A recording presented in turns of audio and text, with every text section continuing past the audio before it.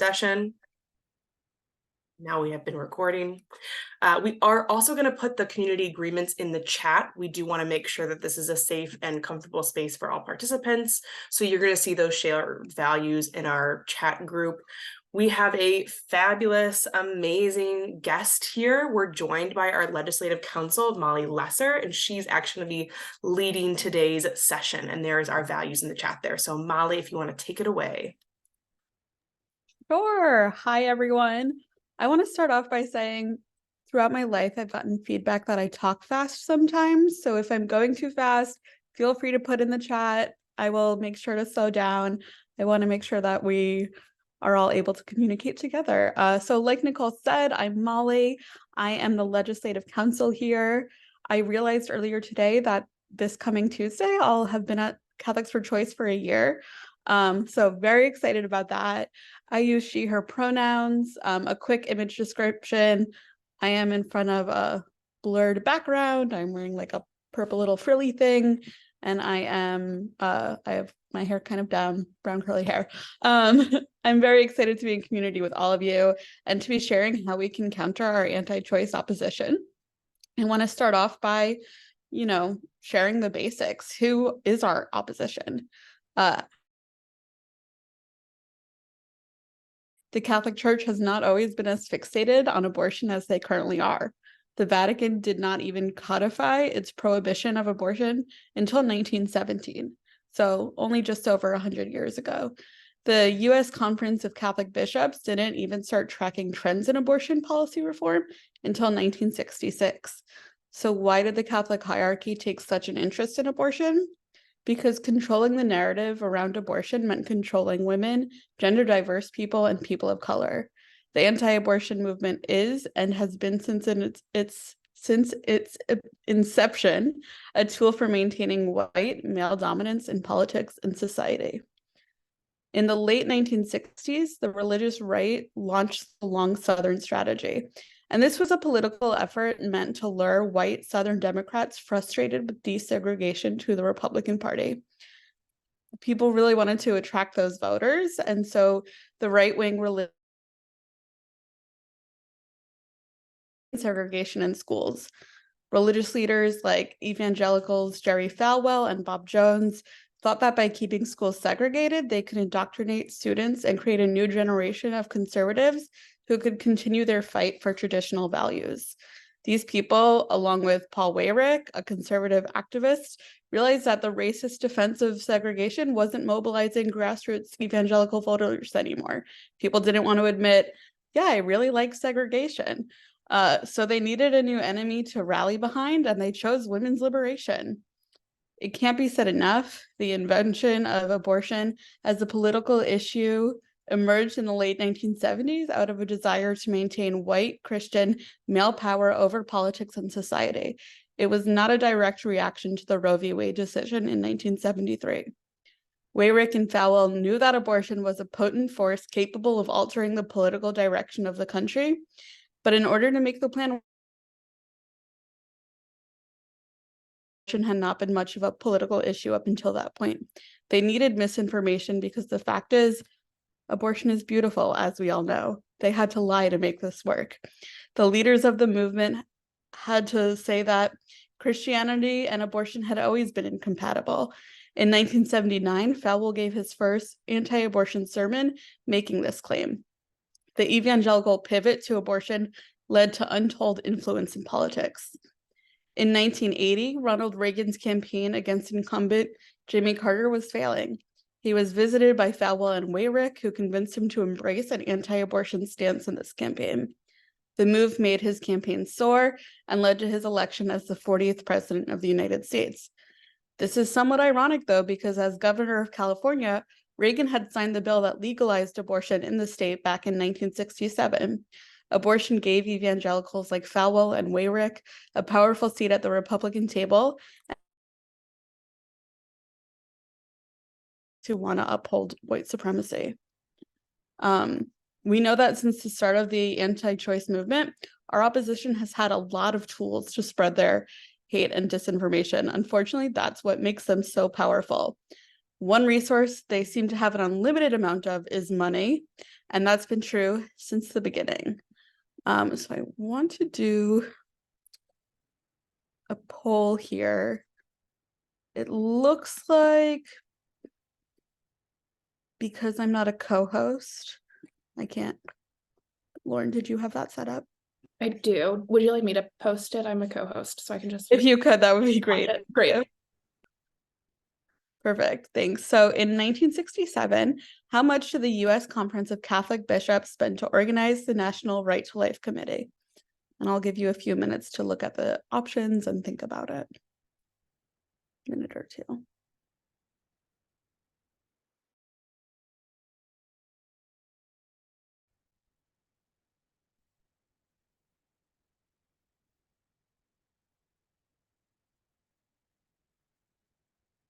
Lauren, can you see when people have submitted their answers?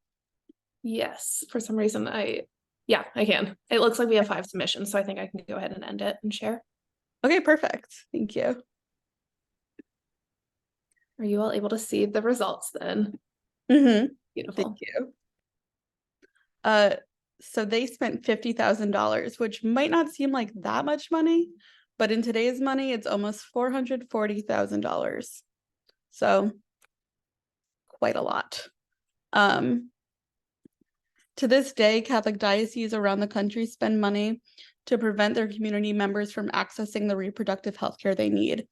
They send their parishioners to the March for Life, they share anti-abortion propaganda, and help operate anti-abortion fake clinics. So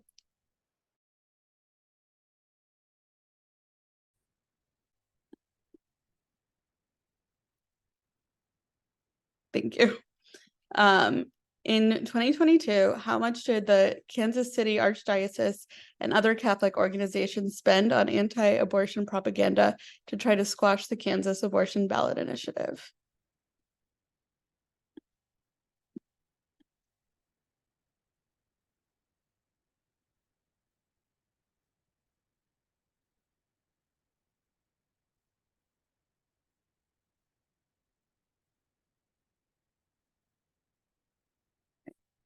Like everyone has answered. Can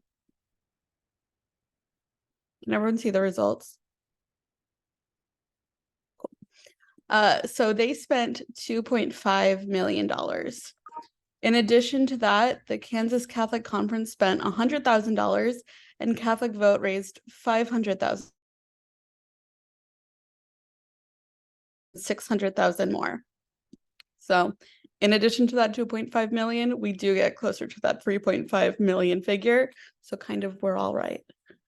The Catholic opposition to abortion is well-funded and unfortunately also extremely creative. From infiltrating small rural communities, the judiciary system, and the government, the anti-choice movement is employing scare tactics and perpetuating stigma to prevent people from accessing abortion and other forms of reproductive health care. One example of this is crisis pregnancy centers or anti-abortion fake clinics. So these places pose as fake abortion clinics, and they use religious language to thwart people's access to reproductive health care. Those who work at crisis pregnancy centers lie to people who walk through their doors. They say things like abortion causes breast cancer or infertility. They talk about the disproven abortion pill reversal method and lie to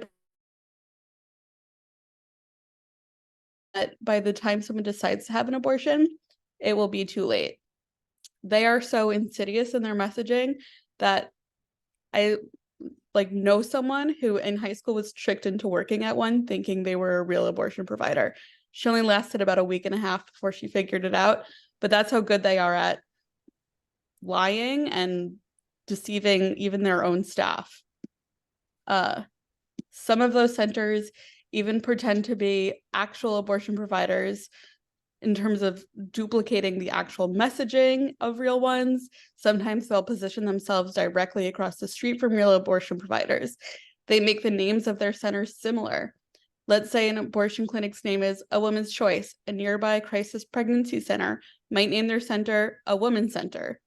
They duplicate the logos and interior decorations of real providers to trick pregnant people into entering and succumbing to their propaganda. So one more poll question. Crisis pregnancy centers operate in the United States?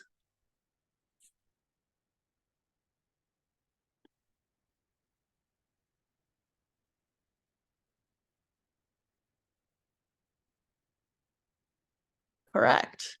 There we go. So there are over 2,500 of these fake clinics currently operating in the United States, and more are constantly popping up.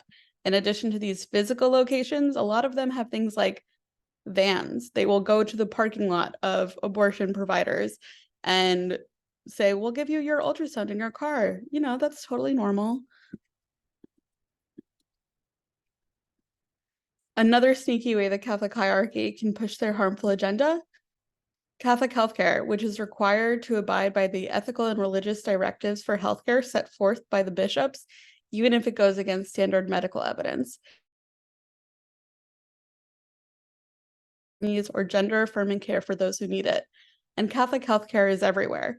This is our last poll question, but how many people in the United States receive treatment at Catholic healthcare facilities?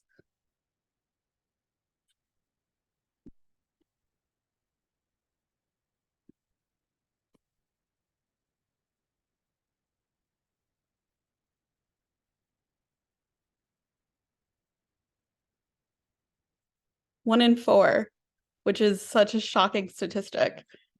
Or sorry, 1 in 6. 1 in 6 people in the United States try to receive treatment at Catholic healthcare facilities. Unfortunately, the facilities refuse to provide simple forms of care like contraception, abortion, and gender-affirming care. Oftentimes, people go to hospitals in medical crises that won't be addressed if the bishops at the hospital don't approve of it. One of the most insidious ways ability to access reproductive health care is by enacting legislation banning some or all forms of abortion. These types of legislation include banning specific types of abortion, abortions after a certain time, abortions for certain reasons, abortions for people who would need cost assistance, and other harmful laws. In some states, pregnant minors are required to either notify their parents or get their consent before they can receive care. To avoid this, a minor would have to go through the court system and get a judicial bypass. Similar laws that force pregnant people to delay care is mandatory waiting periods, requiring those seeking abortions to have multiple visits to their provider before they are able to access the care they need. Also, after the 13.6-week mark, or the first trimester, the cost of an abortion typically increases weekly, making it so pregnant people cannot get immediate care, means an increase in costs and therefore, for many, a decrease in accessibility. In the last year, since Dobbs was overturned, we've also seen an uptick of lawsuits that have been removed or have had the potential to remove access to care. Earlier this year, a Trump appointee on the Texas federal judiciary, Judge Kaczmarek, had the case in front of him that may remove an abortion pill, mifepristone, from the market. This case, which was filed by anti-abortion advocates, challenged the FDA's approval of mifepristone.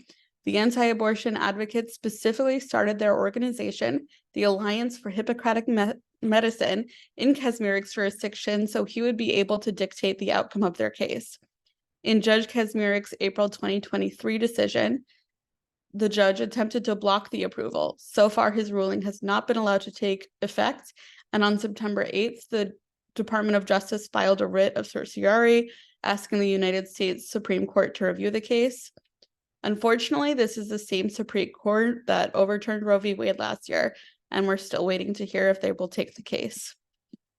So far I've said a lot of things that are bummers, but we can fight back, we can counter. That's why we're here.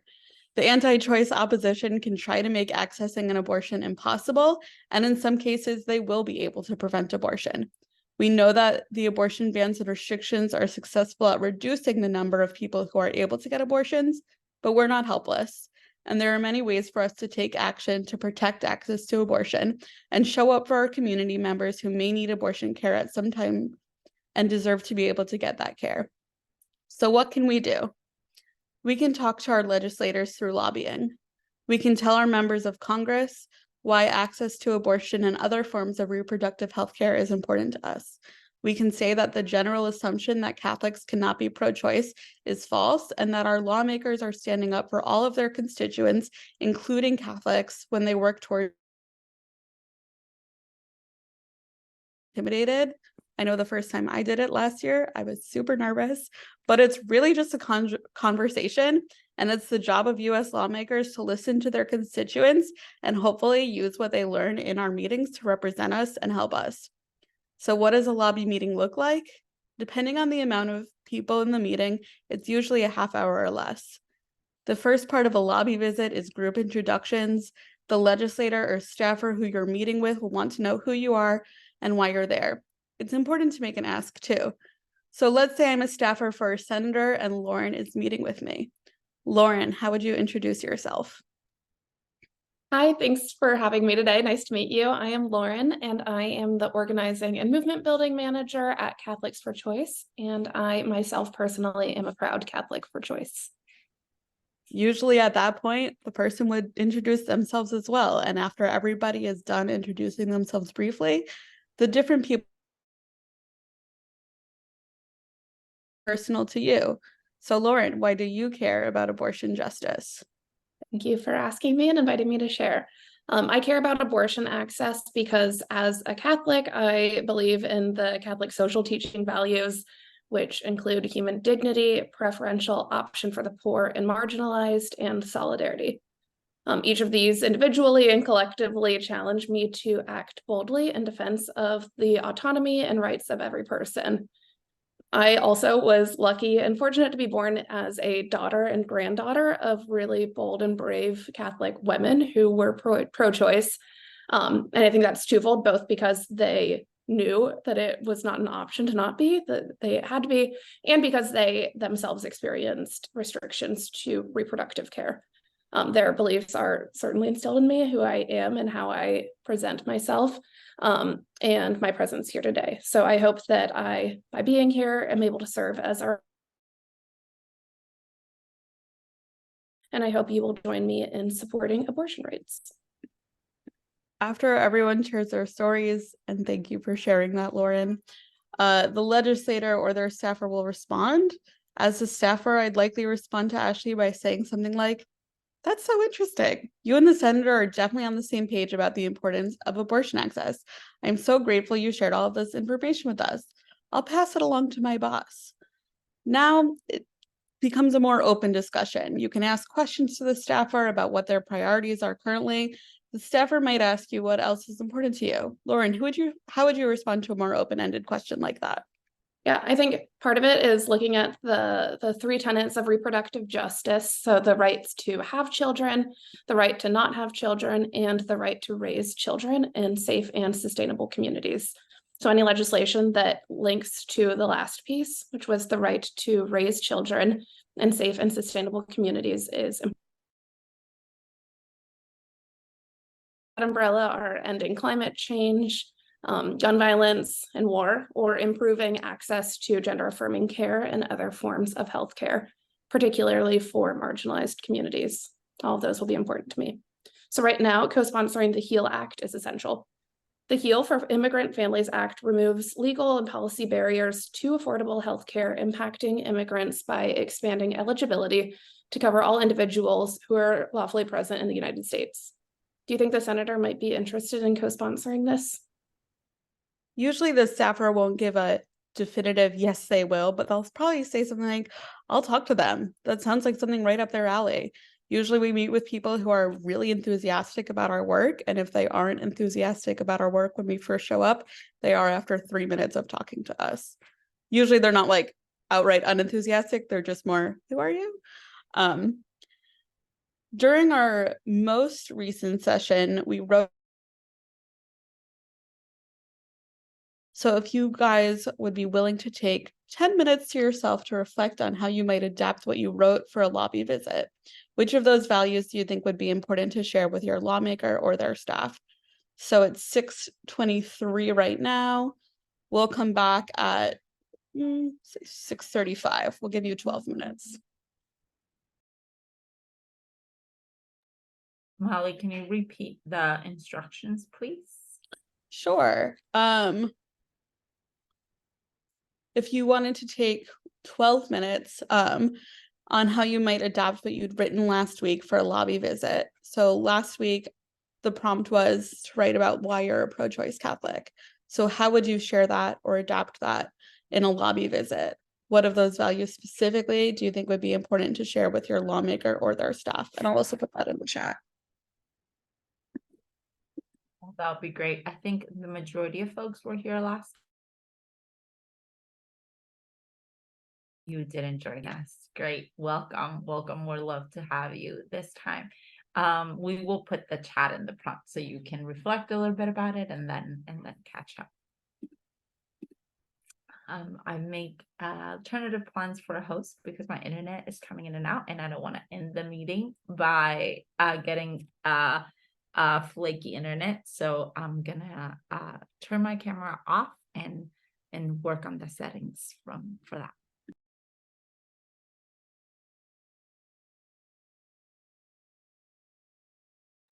Similar to last time too, if you need to turn off your camera, take time to think. I can put on that meditative music that I found last time. I think we had some good feedback. Yeah, Mary wants it. I'm on it.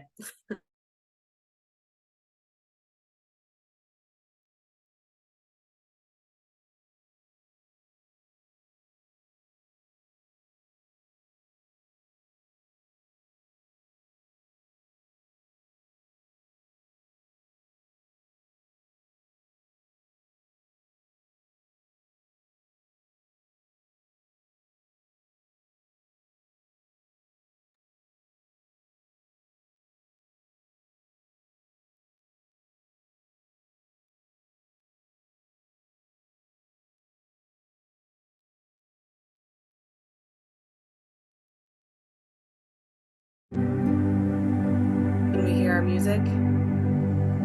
Yes, thank you, Kathy. Today's theme, sunset.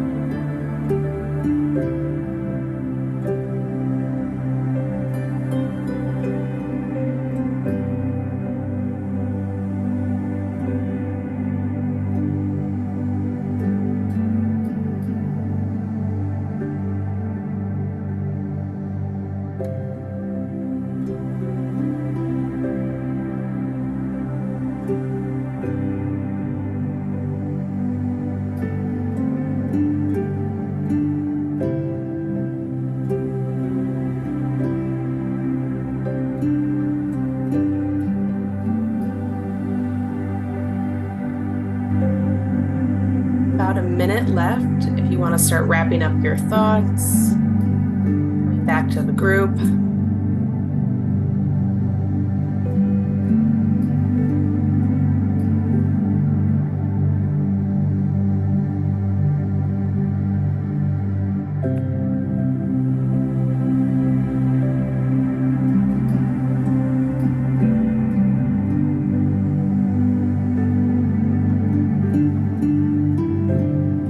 Folks are able to wrap up those thoughts, come back on camera, start to kind of gather back here.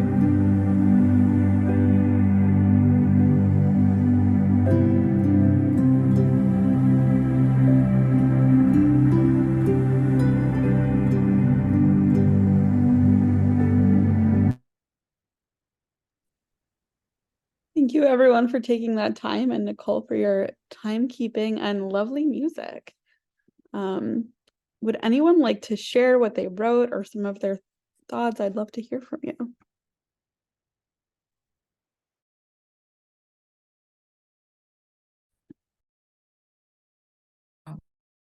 I have lobbied with Repo for freedom for all.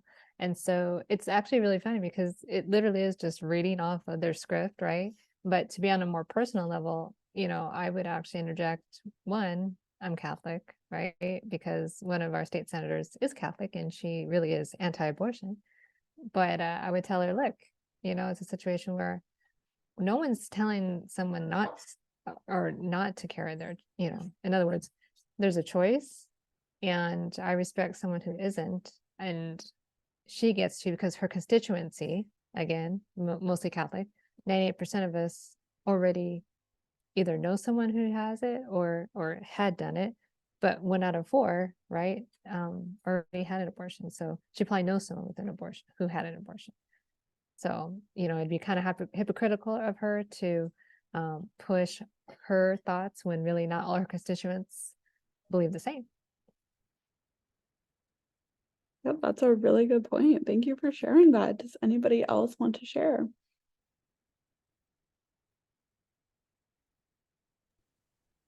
Also, I appreciate, Kathy, that you tried to, you just said it's writing, it's like reading off a script, which we know a lot of lobbying. It's good. We staff folks like to provide folks with many materials, but the adding the personal narrative and that personal story is so important for this process to be as powerful as it could be. So I think that that piece of your own story, the fact that you're Catholic, and the you mentioned senator.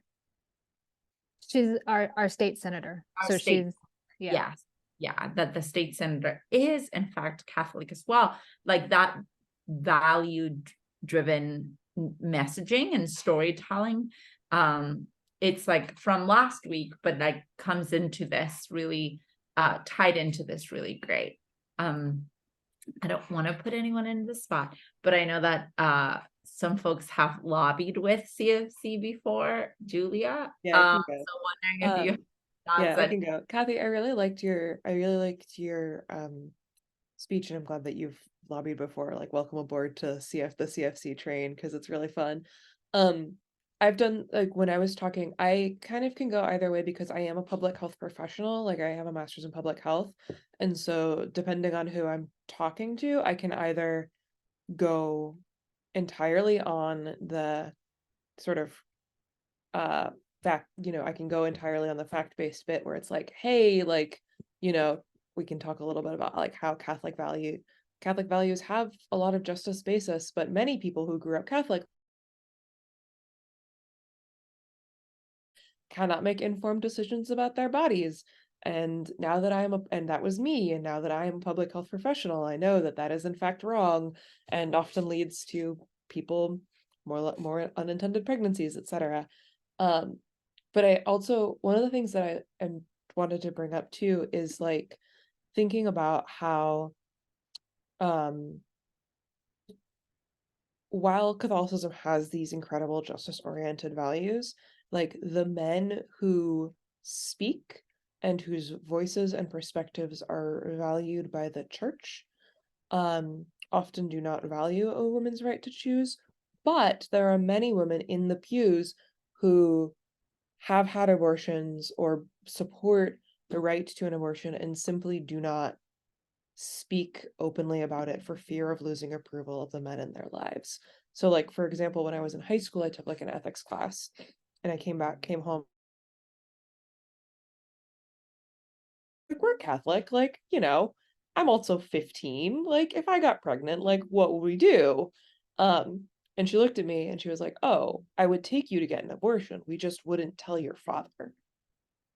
And I think that that's part of the story that I want to tell when we talk to lobbyists, because I think there's so much public perception of like, oh, like anyone who, you know, is in support of abortion obviously talks about it. Like, no, a lot of people are supporting of it and just aren't necessarily willing or able to stand up to the people in their lives who have more power over them. So, you know, thinking about that. Thank you, Julia. Thank you so much for sharing. I counted earlier today, and in the last year, I've done over. If anyone wants to ask any questions about what lobbying with CFC is like, what lobbying is like in general, this is a really good space. I mean, I think that having like a one-to-one match of CFC staff members and CFC advocates gives us like a really special opportunity to really dive into any questions people might have or like discomfort they might want to unpack. I have a question for Molly. And I'm glad that we had this opportunity. Do you make an appointment or do you just show up? And you mentioned that you've made over 90 visits. Do you actually go from state to state, or are you typically in DC making the rounds of the Senate and representatives' offices? So I've only lobbied for federal work. Luckily, we have our organizing and movement building team here to lead our state work. The way I've done it is I will reach out to the staffers for different legislators, make an appointment with them ahead of time, and then we've done some variation of I've met with some staff in person for our upcoming week of action, and when we bring you all along, we find that it's easier to do it virtually to coordinate everyone's schedule. I think also a lot of people are more comfortable speaking through a screen. It feels less vulnerable somehow. So there's also something that makes it a little easier that way. And it's usually, like I think I said earlier, half an hour or less. So also having it virtual kind of gives us the opportunity to do sometimes more than one visit in a row, which is really nice. Do you typically go by yourself, or is it a group that participates? It really depends. I've done a few visits by myself. Usually I've gone with other CFC staff members.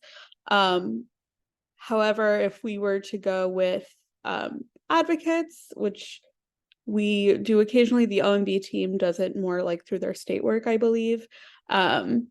Then it's depending on how many people are from each state. So if, you know, one person from Wyoming asks to lobby, we probably, because they are the constituent, it would probably be a smaller meeting than from like New Yorkers or even Rhode Islanders, because that is the most Catholic state. So it really varies, but we would never send, well, unless someone really wanted to, but if one of you were to go to a lobby visit, you would have our support. You would be with a CFC staff member or two. Mm-hmm. Where in Rhode Island did you grow up? I grew up in East Greenwich. So, like, there's a lot of people in Rhode Island. I lived in Fall River, Massachusetts for a while, so like right there. Cool. I miss Providence a lot. Love, Good city. Yeah. Yeah. love that connection. Just to add to your question, to that answer, Mary, thank you, Molly. We're planning this week of action coming up in January. We start the year always with that week of action that includes the lobby visits. So a lot of the conversation that we wanted to have today was also to ensure that we're inviting you all and a lot of other advocates. Last time that we did the visits, we had an incredible show of advocates. People share their stories like really powerfully, and it's really awesome. For the most part, I just sat there to witness it all unfold, and it's really sharing their stories.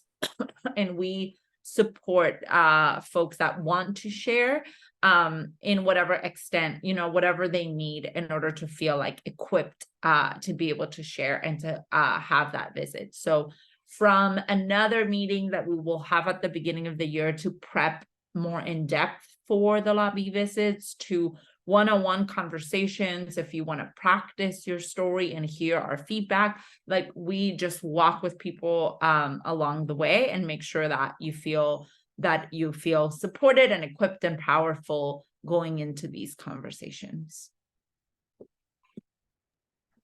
Thank you. Is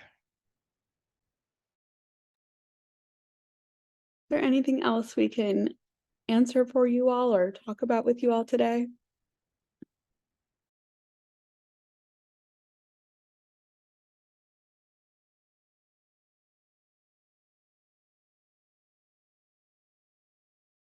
Our week of action this year, or I guess next year, but coming up, we were hoping and we're planning on talking about the HEAL Act, which Steph, do you want to talk about that a little? Sure. We are going to be, this is really exciting, because we are going to be advocating and lobbying on behalf of the HEAL Act and the apologies. The HEAL Act is a legislation at a federal level that will dramatically impact people's access to abortion care, particularly people in immigrant communities. And I think that I don't want to get too wonky about it, but we will spend some time together if you're interested about this. And again, super important to kind of, I don't know where those things come. Like, I still a mystery. Did you all saw that? Like, all of a sudden, thumbs up in my screen. But this is an amazing opportunity to talk about reproductive rights at the intersection of other issues, right? At the intersection of other communities. HEAL, Mary, HEAL, correct, Molly? Yeah, it will expand access, and it will ensure that folks with immigration status or no immigration status will be able to expand their access. Molly, do you want to add anything to that? Sure. I just wrote in the chat like the actual byline for the legislation, just so people could see like what it's like when you're in those actual meetings to be prepared. The HEAL for Immigrant Families Act removes legal and policy barriers to affordable healthcare, impacting immigrants by expanding eligibility to cover all individuals who are lawfully present in the United States. It will also increase the ability of undocumented immigrants to obtain health insurance coverage through the healthcare exchanges. The reason specifically, there's a few reasons why this is the legislation that we are like particularly excited to lobby with in January. One is we track a lot of legislation at CFC, and we've noticed that the HEAL Act, more than almost any other legislation, has continued to get more and more co-sponsors since it was first introduced a few months ago. A lot of times something will be introduced and then maybe like 4 or 5 months will go by and then there will be one more name added to it. The HEAL Act seems to really continuously have more and more people signing up, and we are honored to be another reason is for a lot of legislators, helping immigrants and helping people is more easily digestible than being like abortion specifically. We love abortion. We love that this will help people access abortion. But because of, stigma and shame, helping immigrant families, helping people access healthcare of all kinds can be easier to talk about. And we want to make sure that these conversations are easy and also extremely productive. And we think that the HEAL Act kind of has that power. We know the HEAL Act has that power. So we're very excited to be sharing this. And before, like Steph said, before we actually were to meet or hold these meetings, we would give you like at least one pager of an overview of it. If you're like me, one sentence: the HEAL Act will expand access to abortion to immigrants. But we also want to make sure that we develop in-depth right, knowledge for folks that they can understand. And I think that at the intersection of a lot of other issues that are important for Catholic social justice, I think immigration holds a really special place. And there are a lot of really amazing organizing work, values-based, especially in Catholics. Kathy has heard me say this, but I organized in Arizona for many years, and there is a very incredible ministry of the Catholic Church in a lot of border areas. So I think that even when folks do not want to make these connections, right? These connections are real, and bringing wisdom and insight from this huge history and tradition of immigrant justice, and bringing it also with an incredible and rich tradition of health justice together feels like a really powerful thing to do. And then talk about reproductive access in the midst of all that. So I'm personally incredibly excited to advocate for the HEAL Act, to support you all advocate for the HEAL Act, and to see this movement in support of the HEAL Act grow. So all that to say, I hope you're getting excited and ready to sign up for lobbying with us in January.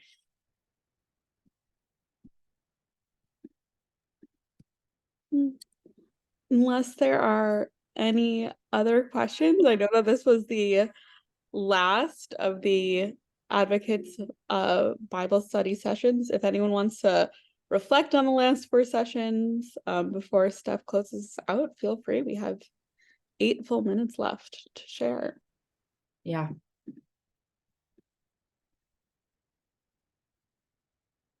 Yeah. Thank you, Molly.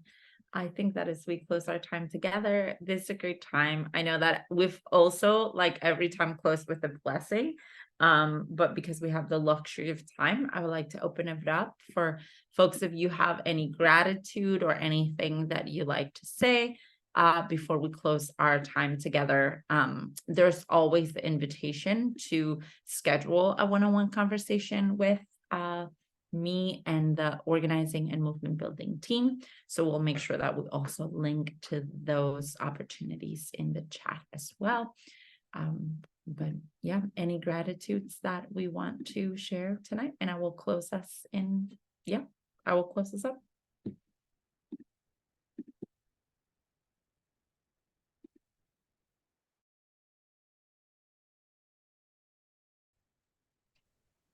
I just want to say thank you for this meeting and this group, and for everyone that attended. It's so nice to be among people that think like I do, because my brain is worrying all day with responding to my very pro-birth. I'll call them pro-birth people. Yeah. The people in my life that will not countenance anything other than fetal growth from inception. So I just want to say thank you for being here. Thank you for being here as well.